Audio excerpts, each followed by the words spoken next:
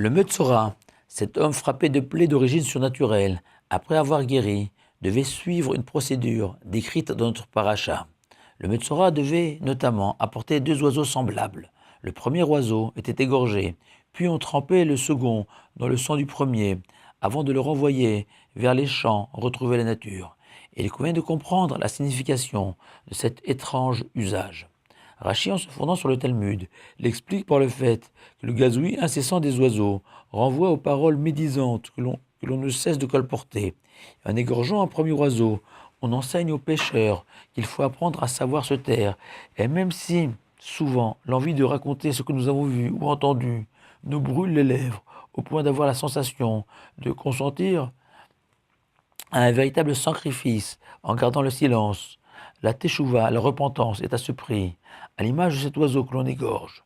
Puis on prend le deuxième oiseau, que l'on trempe dans le sang pour symboliser les conséquences de la médisance comparées au meurtre par nos sages, car on peut anéantir un homme, une entreprise, en colportant de mauvaises rumeurs.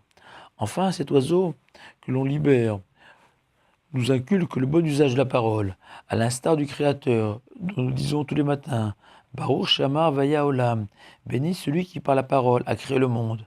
Ainsi, avec des mots justes, on peut redonner de la confiance à ceux qui en manquent, consoler ceux qui sont dans la peine, rassurer ceux qui ont peur, galvaniser ceux qui hésitent à entreprendre, éduquer, transmettre, former, à l'image de cet oiseau qui prend son envol vers la liberté.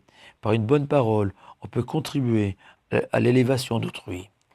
Le Rokéar généralise d'une certaine manière l'idée de Rachi en expliquant que ces 2 oiseaux symbolisent le bon penchant de l'homme et son mauvais penchant. Et la Torah vient nous enseigner que l'idéal est de parvenir à totalement maîtriser ses instincts et ses pulsions au point de le neutraliser, à l'image de cet oiseau que l'on égorge. Les marques de sang, dans ce contexte, représentent les conséquences de nos fautes, qui entachent et altèrent la qualité de nos mitzvot. Enfin, le deuxième oiseau renvoie au bon penchant, qui sans cesse encourage l'homme à se grandir, à ne pas rester attaché qu'à des plaisirs terrestres et forcément futiles dans leur essence, mais au contraire s'élever par rapport au commun des mortels, à l'image de l'oiseau qui s'envole.